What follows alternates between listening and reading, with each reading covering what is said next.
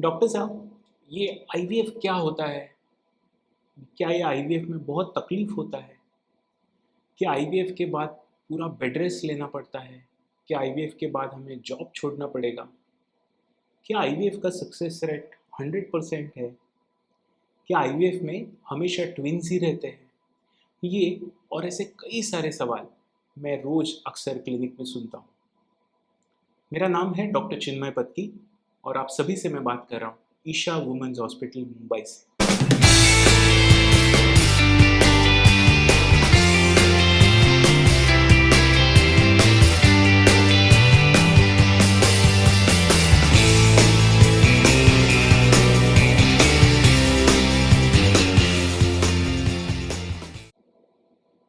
पेशे से मैं एक आईवीएफ स्पेशलिस्ट, लैप्रोस्कोपी सर्जन और मेल फर्टिलिटी स्पेशलिस्ट हूँ।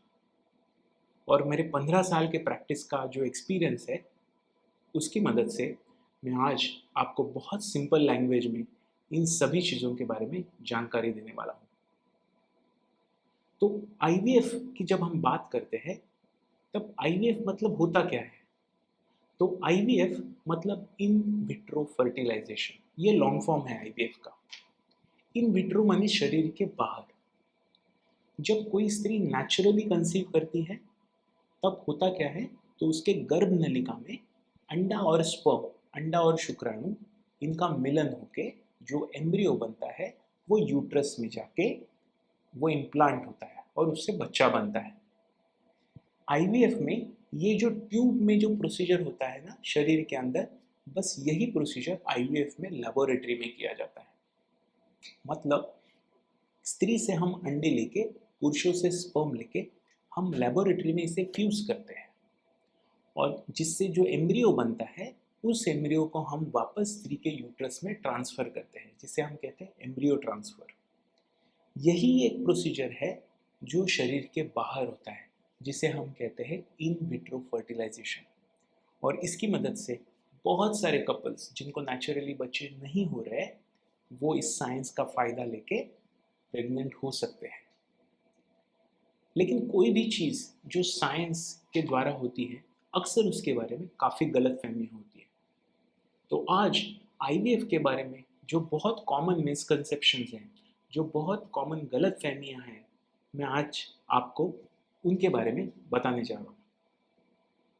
सबसे पहला गलतफहमी, क्या आईवीएफ में जो इंजेक्शंस लगते हैं वो बहुत पेनफुल होते हैं?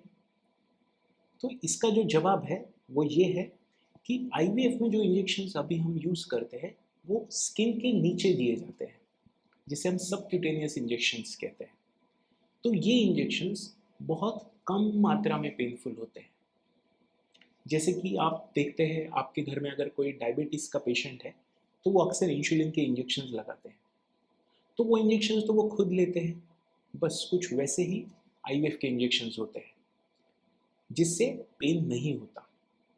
लेकिन एम्ब्रियो ट्रांसफ़र के बाद जो इंजेक्शन दिए जाते हैं 10 से 12 दिन के लिए, उससे कुछ मात्रा में ज़रूर पेन होता है, लेकिन वो पेन ऐसा नहीं होता कि आप कुछ काम नहीं कर पाओगे या आपका पूरा डेली लाइफ डिस्टर्ब होगा, ऐसे नहीं होता है। अगर ऐसे होता तो हर साल क्या लाखों करोड़ों लोग आईवीएफ करते? तो आईवीएफ के जो इंजेक्शंस हैं, इनके पेन के बारे में काफ़ी गलतफहमी है। तो आपको समझना चाहिए कि आईवीएफ के इंजेक्शंस वाकई में इतने पेनफुल नहीं होते।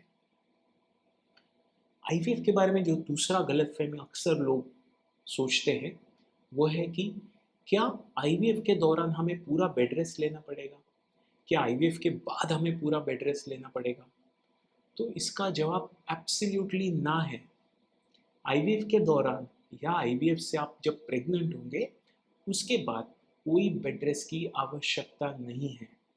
इनफैक्ट हम जिस दिन आपके यूट्रस में एम्ब्रियो ट्रांसफ़र भी करते हैं ना, उस दिन भी कोई बेड रेस्ट की ज़रूरत नहीं है। अक्सर प्रेगनेंसी और बेड रेस्ट, इसके बारे में हमारे देश में काफ़ी मिसकंसेप्शंस हैं और यही गलतफहमियां आईवीएफ को भी, जब आईवीएफ की साइंस के बारे में बात होती है तो अक्सर लोग ऐसे ही सोचते हैं।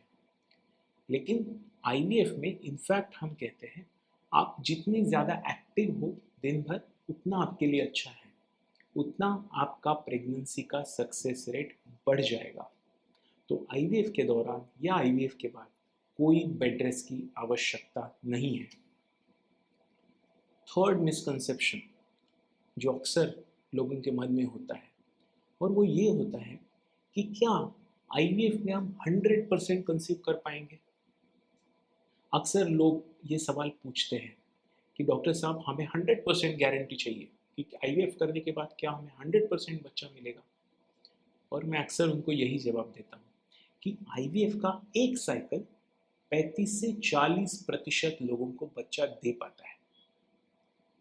अगर हम 3 साइकिल की बात करें तो लगभग 70 से 80% लोग बच्चा उनको मिलता है। तो आप ये सोच के देखिए ये साइंस कितना बढ़िया है। बस हमें ये नहीं सोचना है कि एक ही साइकिल में हमारा काम हो जाना चाहिए। आप और आपके डॉक्टर दोनों की इच्छा तो वही है कि एक साइकिल में हो जाए, लेकिन ये ज़रूरी नहीं है कि सबका काम एक साइकिल में ही होगा। तो आपको पेशेंस रखना है। जो काम आपने शुरुआत किया है उसको लॉजिकल कंक्लूजन माने प्रेगनेंसी तक पहुंचाने की जिम्मेदारी आपके और आपके डॉक्टर दोनों की है। आईवीएफ के बारे में जो चौथा मिसकंसेप्शन अक्सर लोगों को होता है वो होता है कि क्या आईवीएफ से हमेशा ट्विंस ही होते हैं। आपने बहुत सारे लोगों को देखा होगा ट्विन प्रेगनेंसी के साथ। तो अभी आपको ये समझना पड़ेगा कि अगर आप ट्विन प्रेगनेंसी नहीं चाहते तो आपको आपके डॉक्टर को केवल इतना बताना है कि एम्ब्रियो ट्रांसफ़र करते वक्त वो एक सिंगल ब्लास्टोसिस ट्रांसफ़र करे। अगर सिंगल ब्लास्टोसिस ट्रांसफ़र हम करते हैं तो सिंगल प्रेगनेंसी ही रहेगा। बहुत रेयर केसेस में सिंगल ब्लास्टोसिस डालने के बावजूद ट्विंस हो सकते हैं, लेकिन उसकी मात्रा बहुत रेयर है। तो प्रैक्टिकल पर्पजेस आप ये समझ लीजिए कि अगर एक एम्ब्रियो डालते हैं तो सिंगल बच्चा ही होगा।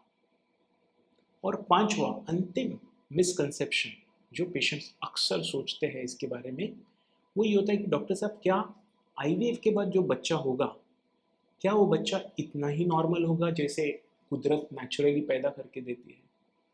तो इसका जवाब एब्सोल्युटली यस है। और ये इसके लिए है कि आईवीएफ लैब में भी कुदरत का ही करिश्मा हम देखते हैं। आईवीएफ लैब में भी जो अंडे से एम्ब्रियो बनता है वो कुदरत की ही देन है। आईवीएफ लेबोरेटरी में हम केवल वो परिस्थितियां पैदा करते हैं जो कि एक ह्यूमन बॉडी के अंदर होती है बस। और उसके बाद जब हम वो एम्ब्रियो यूट्रस में वापस ट्रांसफ़र करते हैं तो बाद में बॉडी ही टेक ओवर करता है। तो आईवीएफ के बाद बच्चा उतना ही नॉर्मल पैदा होता है। ये साइंस से अभी लगभग 40 साल से लोग प्रेग्नेंट हो रहे हैं, उनके बच्चे पैदा हो रहे हैं। इनफैक्ट जो पहला बच्चा है जो दुनिया में पैदा हुआ आईवीएफ से, अभी उस महिला को भी खुद का बच्चा है और वो बच्चा उसको नेचुरली रह चुका है। तो आपको ये समझना पड़ेगा कि आईवीएफ से बच्चे नॉर्मली होते हैं। ये थी 5 गलत फहमियाँ आईवीएफ के बारे में अक्सर लोगों को होती हैं। आने वाले वीडियोस में मैं आईवीएफ लैबोरेटरी, पुरुषों में वंध्यत्व, लैप्रोस्कोपी और गायनेकोलॉजी के ऐसे बहुत सारे टॉपिक्स लेके आने वाला हूँ जिससे आपको प्रेगनेंसी टॉपिक के बारे में बहुत सरल और सिंपल शब्दों में जानकारी मिल जाएगी। आप इस चैनल को ज़रूर शेयर और सब्सक्राइब कीजिए और आपके फ्रेंड्स और फैमिलीज़ को ये इन्फॉर्मेशन ज़रूर भेजिए। Thank you.